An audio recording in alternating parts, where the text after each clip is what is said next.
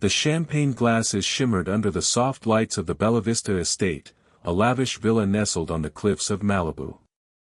Guests mingled in designer suits and glittering gowns, all waiting for the grand wedding of America's youngest tech billionaire, Ethan Carter, the 34-year-old CEO of Novatech, a self-made millionaire who'd once been a nobody from a small town in Indiana.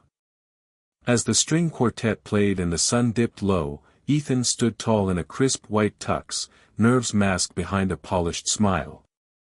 He was marrying Chloe Monroe, a model turned humanitarian, the perfect match for the cameras, the investors, the image. But behind that million-dollar smile was a shadow. A memory. Lena. He hadn't seen her in 6 years. She had been his everything back when money was tight, and dreams were still scribbled in old notebooks. She'd believed in him when no one else did, working 2 jobs while he coded late into the night.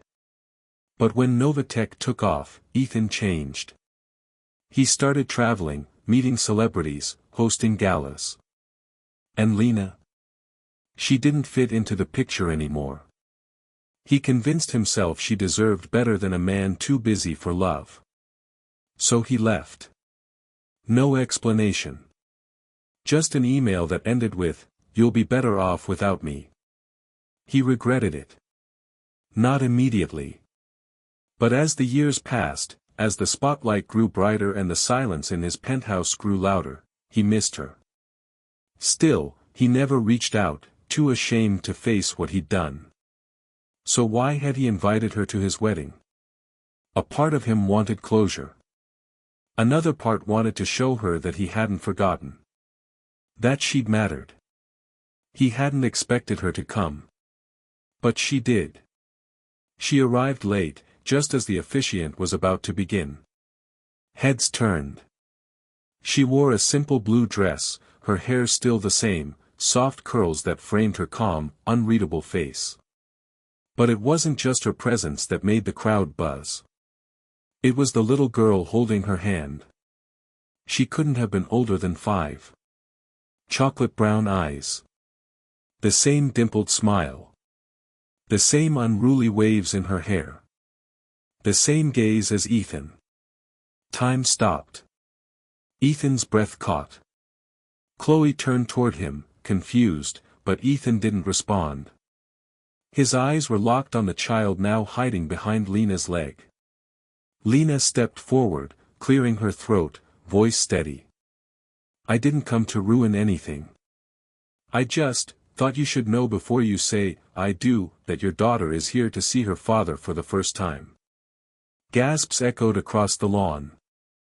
The quartet went silent. Even the waves crashing below seemed to hush. Ethan's legs felt weak. His mind raced through the timeline. 6 years. Around the time he'd left. Around the time he vanished from her life. He looked at the little girl. She looked back with cautious wonder.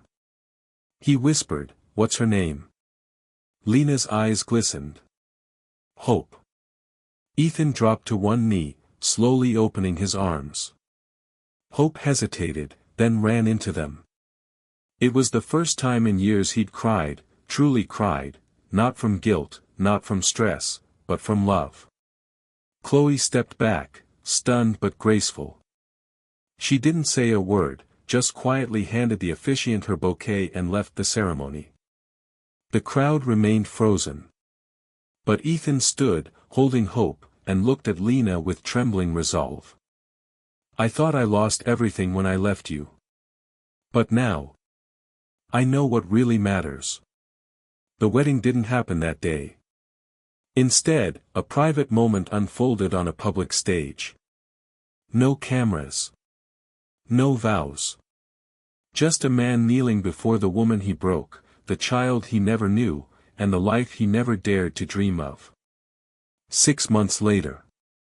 Ethan walked through the same park he and Lena used to visit when they were broke college kids. Hope sat on his shoulders, squealing with joy. He and Lena weren't rushing anything. They were rebuilding, not from money, but from truth. He donated millions to support single mothers. Started a foundation in Hope's name. Restructured Novatech to include paid parental leave and childcare for employees. It was no longer about legacy. It was about love. Hope looked up at him one night as he tucked her in. "Daddy, were you always looking for me?" Ethan smiled, tears in his eyes. "I didn't know I was, baby girl. But now that I found you, I'll never stop." Sometimes we search the world for success, love, or meaning, only to discover that what truly matters is what we once left behind. It's never too late to do the right thing, to choose love, and to become the person you were meant to be.